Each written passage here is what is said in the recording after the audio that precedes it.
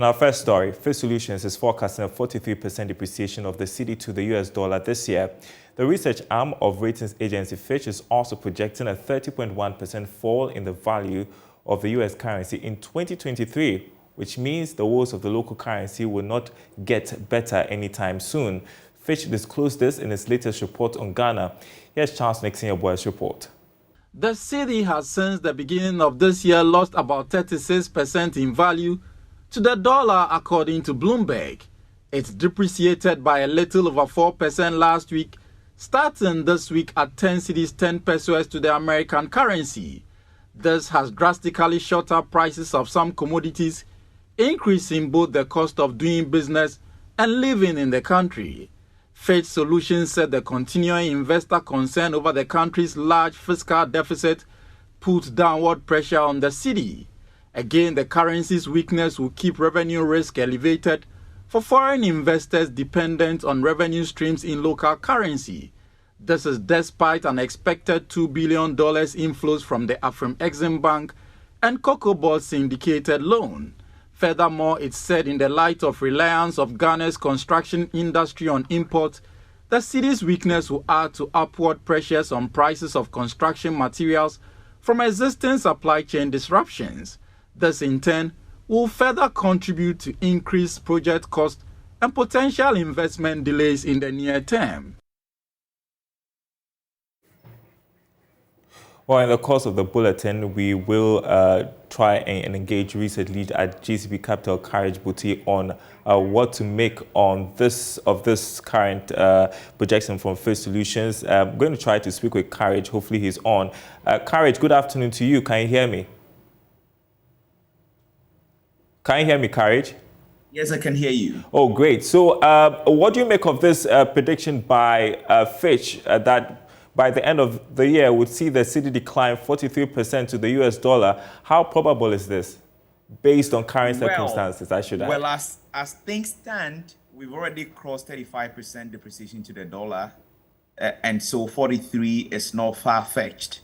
And if you look at the fact that there is pent-up demand on the market, and then, yes, there are talks of liquidity injection in the near term, but the question is, are those sufficient? And will it meet the needs of investors and assuage their concerns? Those are questions that we do not have immediate answers for. But given the market dynamics as it stands now, the sustained portfolio reversals, the increasing import demand, and of course, the market sentiment that is fueling speculation, and the many arbitrage opportunities available, it appears that 43% end of year will not be far-fetched. And latest data from the Bank of Ghana shows demand for dollars by dealers outstripped supply by $84.5 million. That's at the last auction. This is a reduction of the $105.25 million recorded during the last auction a fortnight ago. But then there's still a problem of high demand, especially as you're headed to the festive season. So it makes you wonder if we're going to get out of this. Well, yes, I mean, so the demand levels could fluctuate based on the market needs at any point in time.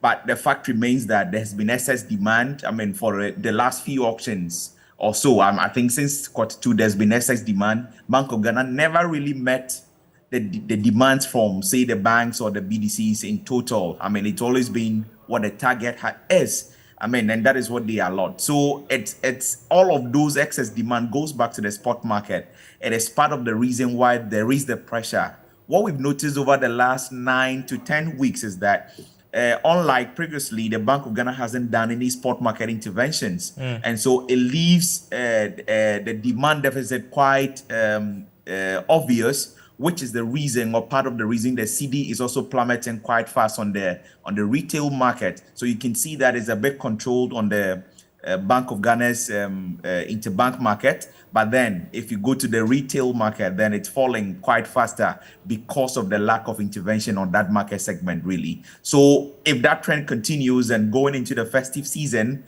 and of course, the seasonal demand pressures will come in, and that is what is making that 43%. And some economists, they are expecting the rate of depreciation to slow down as a result of the Cocoa syndicated loan and the Afrexim Bank facility, which we expect to come in But also, again, makes you wonder for how long, looking at the current economic circumstances we are in. That will be 2 billion hard currency injected if that money comes through, which is a significant addition, I must add, at this point in time.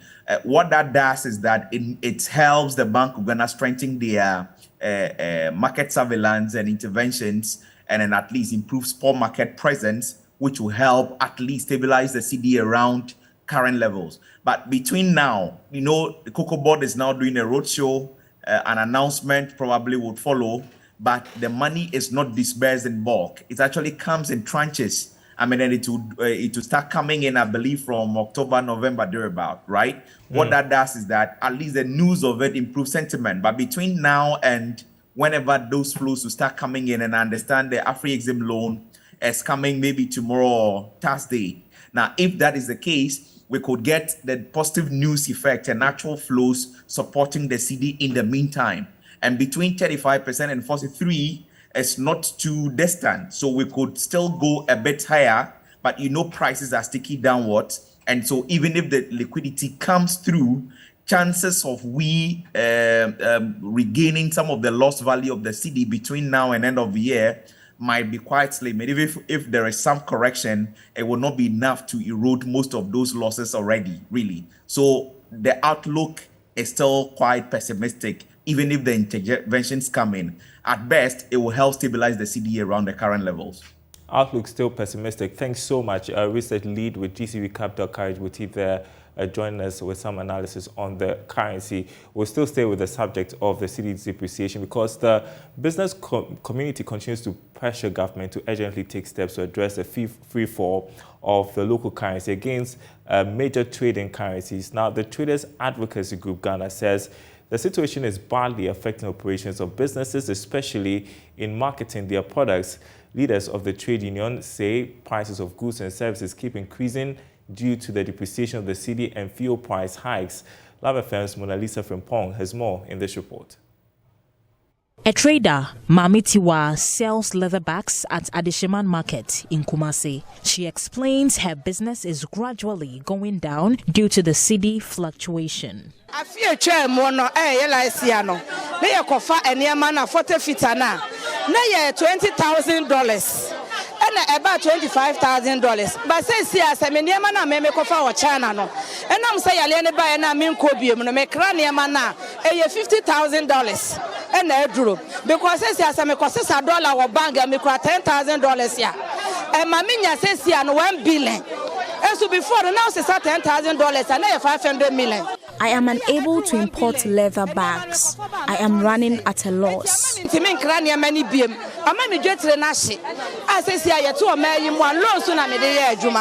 A member of the Trades Advocacy Group, Elvis Okra, says it has become crucial for the government to fix the CD depreciation against the dollar since every business depended on it. This has become necessary because the businesses are competing with others in the West African sub-region. The rate at which the CD is depreciating is really giving our members and the business community as a whole a huge loss. Prices of goods and services keep escalating at outrageous prices and therefore affecting our members negatively. The question is, what is the government really doing about it?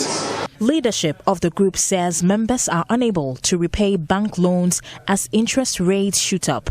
Businesses are burdened with taxes despite the economic difficulties. They want the government to prevail on the Ghana Revenue Authority to review and reduce taxes to save businesses from collapsing. Our members are losing their monies as a result of the rapid depreciation of the CD. Some of our members are even dying and having strokes, very sad one. Out of the pressure from the banks because of their inability to pay their loans. How do we pay the huge tax assessment filed to our members by the Ghana Revenue Authority? We therefore call on the government to get in touch with the GRA to review and reduce the huge tax assessment that are sent to our members to pay. Mona Lisa Frimpong reporting. And bookbinders are also speaking up against the depreciation of the city, calling on government to implement policies to revamp the industry. According to the association, challenges such as high cost of raw materials, importation of finished books, and high import duties on bulk paper have impacted negatively on the operations. Speaking at a press conference, chairman of the association, Kwawu Appiah said if government does not come to their aid soon, they would shut down.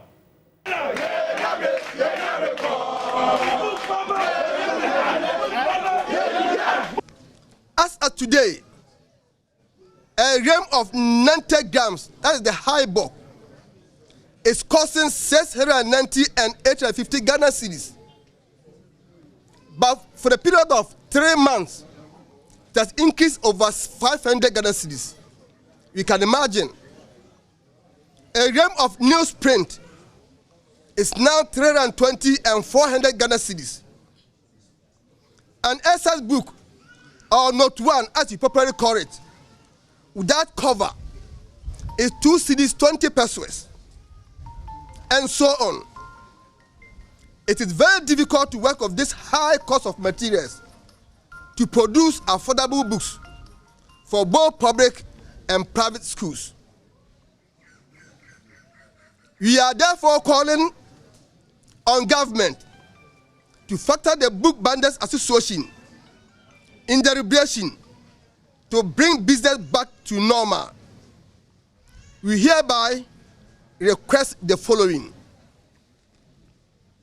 provide importers with more incentives, provide appropriate loan scheme for members of the Bookbinders Association, provide quota of SI books and notebooks to procurement from the Ghana Bookbinders Association, restriction on the importation of finished notebooks and SI books into the country. We are adding our voice to support our big association, GUTA. If government fail to do or come to our aid, we are going to lay down our tools. And woe, if a school is open, there will be no books. All right, let's switch topics. The Chief Executive Officer of the Universal Merchant Bank, Nana Jemo Bennett, says some operations of the banking industry have been affected by the hike in the policy rate. According to him, though the increase in the policy rate will help mop up excess liquidity to control inflation, financial institutions will have to reposition their businesses in order to reduce the impact. He spoke to Joy Business. As bankers who work in the economy, we always react to what it is that the policy and the regulators come up with. And as you know, the rate has just been increased, and we are working with our clients to find ways that they will be able to sort of absorb and do this. Clearly, with the rise in the policy rates, it inhibits our ability to do as much credit as we were doing. And so we go back to our clients again and figure out how they can recalibrate their businesses to survive, which is what we are for. We stand as partners with our clients to work with them in any circumstances we find ourselves in. Oh, it certainly will, because we also are a business in this economy, and therefore anything that happens in this economy has an impact on us as well. But just like our clients, we are also on the drawing board at the moment, making sure that we can re-engineer ourselves to allow us to go through this particular time in the economy. Next on the marketplace, the EcoBank JoyNews Habitat Fair has opened today at the Accra International Conference Center. The event is bringing together over 100 exhibitors, and we expect as many as thousands of patrons at the venue from today till Sunday. Maxwell Agbagba is there for us with more from there. How is it looking like, Maxwell? Hello. International Conference Center, where a lot of patrons have been coming here to check what our exhibitors have to offer.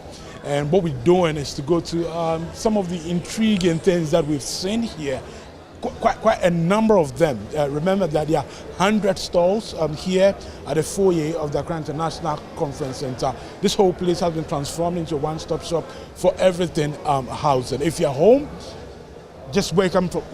You can just get up from bed. Don't eat, because when you come here, there's a food court right outside. You can eat, and then you start doing the rounds here. About 100 stalls, are here. Our exhibitors are ready to provide you with the solutions that you need. Something that I've seen here is a smart light, right? Yes, the Philips Wiz Connect light. So it's a smart light. It's one of the most innovative lights you can find on the market now from Philips. Very beautiful light that you can control it from the comfort of your own home. It gives you over millions of colors of light. Over million colors of light. This is a light that you choose what kind of color you want in your room. Okay. So I just wanted to show you. So this is what we have. We have installed some of the waist lights, like you can see. Yeah. This is giving you a Christmas feeling. Yeah. And you can change it to any other color temperature that you prefer. Yeah. So I'm just trying to do a little demonstration with the app on my phone. So you are controlling this light using this app on your phone? This app on my phone, yeah. Okay. And I can change it to any color I want. Yeah. Like whatever I feel, I can basically I'm managing the light based on my own feeling. If I want it to be in the TV setting for me, the light will give me that setting. And that is what the Wiz is here for. The Wiz is to connect with you so that you can have that feeling that you want in your room. You are telling me another thing about its connection with the sun, right? Yeah. Tell me more. Yeah, so light is basically designed using the sun as a target. So what this Wiz does is that based on the amount of sunlight that you have in your room, this Wiz will help you with the amount of light that you need in your room. Okay. So assuming during the day, the sun is up there and your room has so much light, this Wiz automatically will tone down for you. Okay. And then when it is getting darker, it will be giving you a different bright atmosphere. Yeah. When it's time for bed, the Wiz itself will tone down to the bed time, and then when you go to sleep, it will go off. Yeah. When you're waking up, that is when the sun is rising, it will be giving you that rising atmosphere by itself, without you even controlling it. And you're telling me that with the app that you have on your phone, you can change the light to suit the mood that you want. Exactly. So if you want a romantic mood, you can get that. Yeah, if you want, which other mood? Yeah, so I mean, even on the app, they've already saved certain settings for you. Okay. I mean, romantic settings. There's a movie setting for you. There's a party settings for you. There's a whole lot of settings that the app itself we have saved for you. You can choose to decide which other setting that you also want. Okay. Go ahead. There's a demo right here.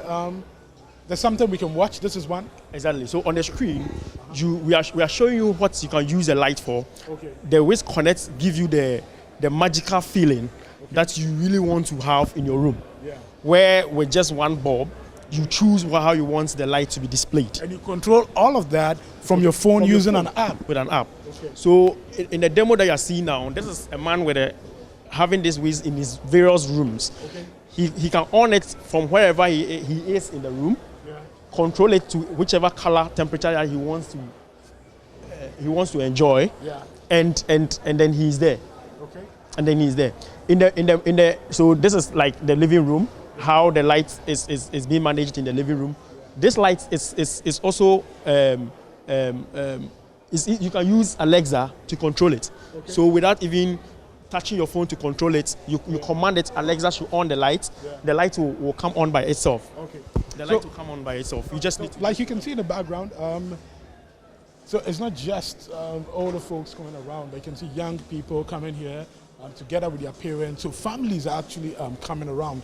Some of the people I spoke to earlier were telling me that they had to ask permission from the workplace, to come here. They're going to come right after work. So There's no restriction as to who can come here, and I've seen a lot of people, here. If you go outside, for instance, you see many of them, walking, and many of them excited about the prospects of starting the construction of their homes right from scratch, to finish right here at the Accra International Conference Center. But finally, though, what makes this light different from the others?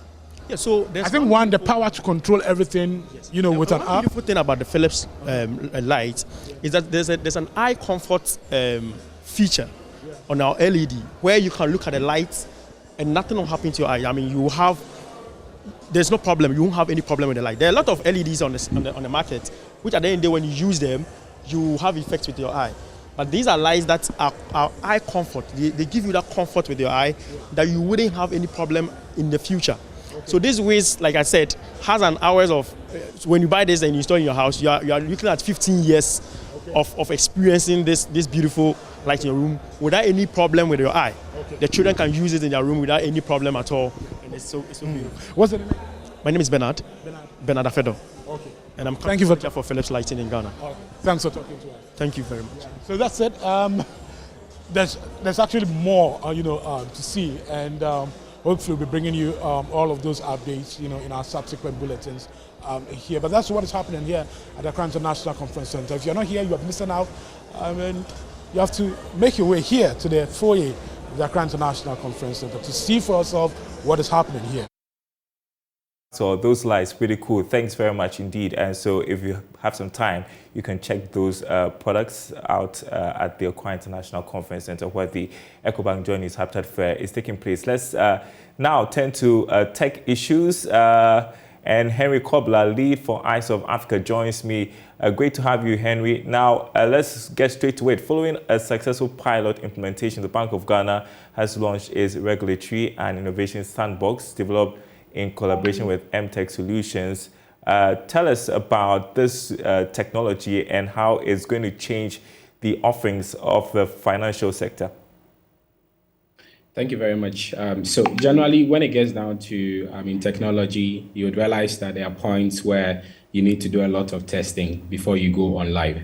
And so to be able to do that, generally you need a sandbox to be able to do your test as well. Now, I'm not sure that any small tech company that is coming in and wants to push in some level of innovation or try to bring in some ideas to light would really have that leverage to walk into Bank of Ghana, start interacting with them and all of that. I mean, sometimes you sort of have to be a big boy enough to walk in. And so by having this sandbox, you could sit in your room, experiment with any of the products that Bank of Ghana sort of seeking to throw out there. And so you can sort of connect to Bank of Ghana's products and services. Generally looking at the sandbox, and then you could start creating any idea from your room. And so generally it just gives anybody that advantage to be able to start any fintech application right from their rooms. Okay, great. Let's head to the world of cryptocurrency, Henry, because Binance, the world's leading blockchain ecosystem and cryptocurrency infrastructure provider, has announced that it has added a fiat gateway for South African Rand as it expands its product offerings. How significant is this? I wouldn't say significant. I would use the word dangerous. That shows you how powerful crypto is creeping into our world of economy, where if an African country as big as South Africa is sort of adopting Binance in terms of its payments, and they're doing that directly through their fiat currencies. I think that really gives them a leverage for anybody to just jump on to start trading in cryptocurrency in a minute without having to go through any hassle. The whole point is just to download a simple app, go to your KYC, and just deposit money directly onto the platform, buy any cryptocurrency of your choice, start trading, and also cash out as easy as possible.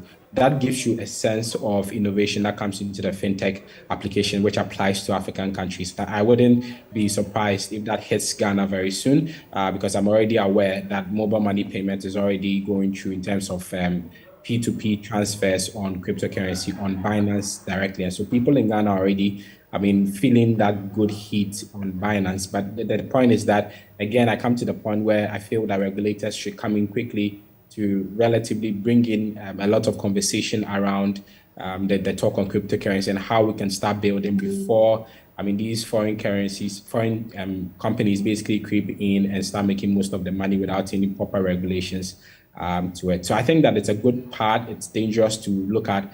But again, it's also a good light for a lot of people who want to really get into the crypto world to start innovative prospect or trading on the platform. Interesting, you use the word dangerous. I mean, for somebody who is a cryptocurrency advocate, I just want you to tell us more about why you think this is dangerous, really. So when it gets to crypto, I mean, I'm always pushing for people to get into crypto. But my very first point is this: you need to learn how this whole platform works, how this whole ecosystem works. But if it's as easy as sending mobile money to somebody, I mean, that's like just not talking to anybody. Anybody can just wake up in a day, pick up their phone, download the application, put in their ID card, and they are good to go. If they have 1 million Ghana cedis, 1 million and South African rand, they could just buy crypto 1 million South African rand just by a simple deposit. And so that's like so easy for anybody to just do. And so that's why I'm calling it dangerous, because this is not monitored. You basically have anybody getting at any time. Yeah. We've got to go. Thanks very much for that update from the tech world. I appreciate it. That's the marketplace. Thanks for watching, everyone. More news on our website, myjoyonline.com/business. Goodbye. See you same time tomorrow.